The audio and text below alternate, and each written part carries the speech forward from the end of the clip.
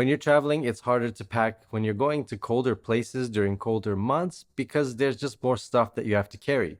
You've got maybe a hat, you've got gloves, maybe a neck warmer, maybe a thicker hat, some mittens perhaps. You've got all this stuff, which is all very useful, but not particularly multi-purpose.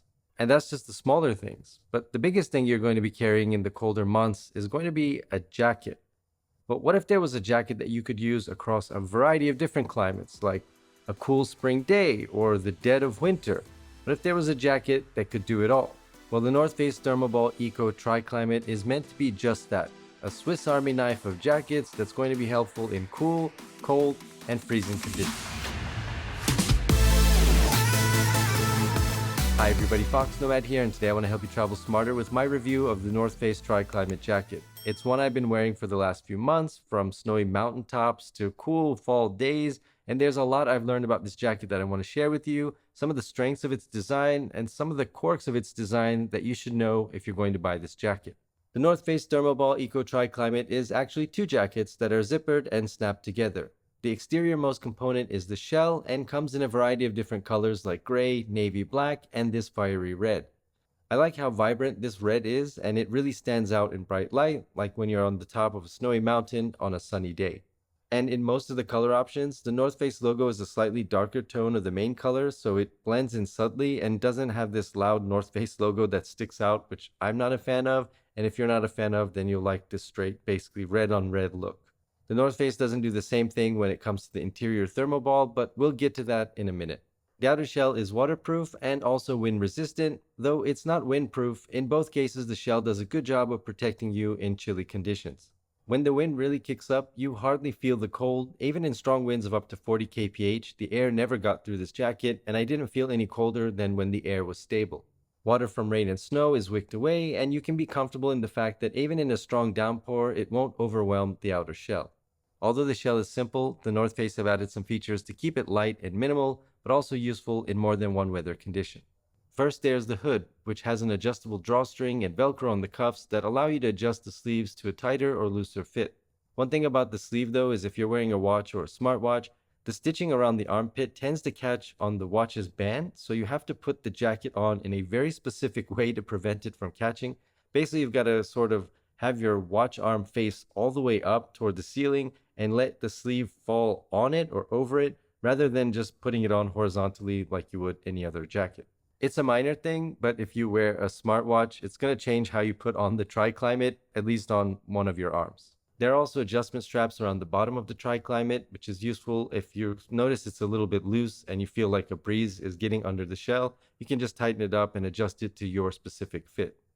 The side pockets can be zippered up, and those pockets of the shell are better for holding stuff than for keeping your hands warm because they don't have much insulation at all. Under each armpit, there's also this zippered vent, which is part of that Triclimate design, and it gives your body a place to dissipate heat through the shell, and it really works to keep you cool. If you start sweating, you can unzip these vents, and you're going to really notice that the sort of temperature that you feel is going to go down a little bit. Really great when it's not so super cold and the jacket is just a little bit too warm, depending on the conditions that you happen to be in. The shell also doesn't wrinkle or crinkle very easily, but if you do start to notice it's getting creased up, you can just hang this on a hanger and leave it overnight, and it should get back to its nice, smooth exterior. The outer shell is also machine washable, so you can throw it in a laundry machine. At least I've machine washed it on the cold water cycle and let it air dry and have noticed no ill effects.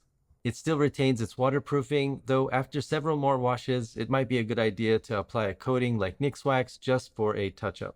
The outer shell zips up with the inner Thermoball, and this combination is the warmest that this jacket can get.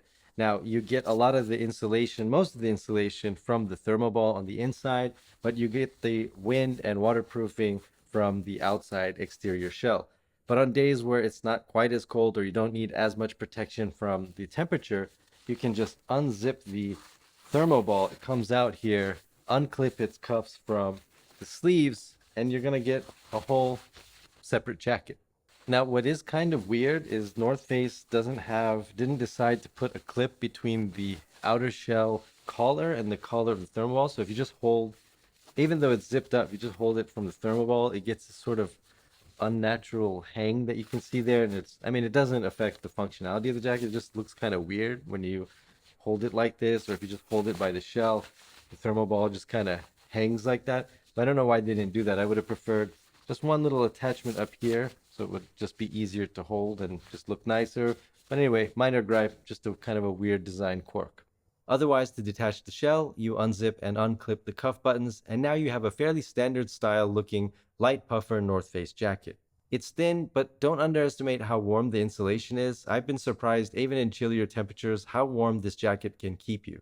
Without the shell, you do lose a lot of the wind and waterproofing, so for ski days or days where you'll be outside in a cold rain, it's better to go with the shell, but for drier and less harsh weather, the Thermoball can be all you need. The insulation is stitched into small squares around the main body and is just straight down both sleeves. Over time, after wearing the Thermoball, especially if you sweat, for example like on a long ski day, the insulation can get slightly matted down over time. To fix that, you can wash the Thermoball in a cold water cycle and air dry it to give it a renewed fluffiness. Though there's something that you might want to keep an eye on that I noticed after my first wash. It's a really small thing, but the polyester became frayed here on the inner zipper, something that's very minor, but again, something I'm going to be keeping an eye on.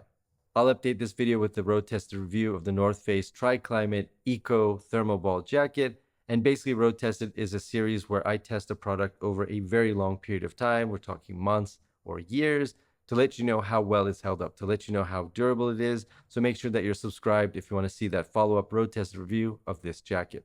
Back to the Thermoball, like I mentioned at the beginning of this video, it's got the white Northface logo on that black background, and I would have just preferred it to be black on black or even a red on black for a sleeker look.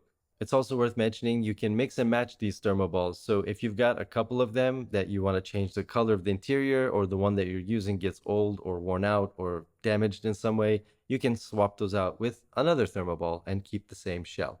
The Thermoball has zippered and insulated side pockets, uninsulated and unzippered inner pockets, a low collar across the top, and a thick YKK front zipper.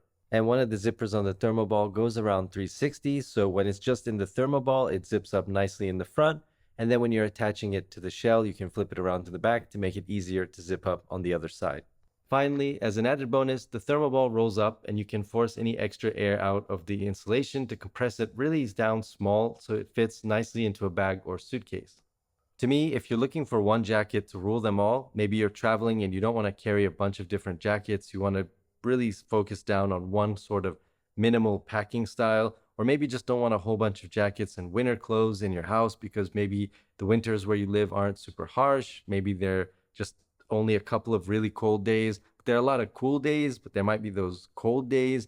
Maybe it rains a lot where you are. You want a jacket that can kind of do it all. In my opinion, the North Face Eco Thermoball Triclimate jacket is really just one of those jackets that is designed to do it all and actually does it all pretty well. It's mix and match, so you can use just the shell. So if you just need like a raincoat, even if it's a warm day, the shell does a pretty good job of that, and you don't need Thermoball interior. If you're going skiing, I've used this jacket in -10 Celsius, -12 or so, and I didn't notice the cold at all. I didn't feel cold at all. So down to those temperatures, you should be pretty set.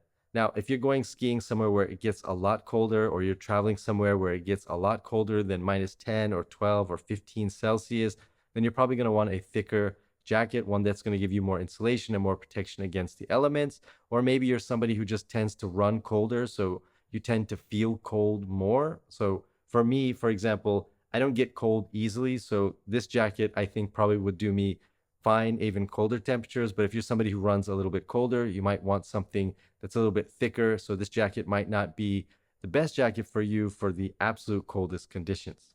On the other end of the spectrum, though, for those days where it's maybe rainy but a little bit warmer, or maybe you just want the Thermoball just for a little bit of warmth on those really chilly days, or maybe you just want the option to combine both of these jackets into the warmest possible combination you can get, for if you do end up going to the top of a mountain somewhere or something like that, the Thermoball Eco Triclimate jacket pretty much is one of those jack of all trades. It's not really great at one specific thing, but it is good at covering you for a variety of different weather conditions. In short, the North Face Triclimate Eco Thermoball is a versatile compressible jacket for people who don't want to carry more than one jacket.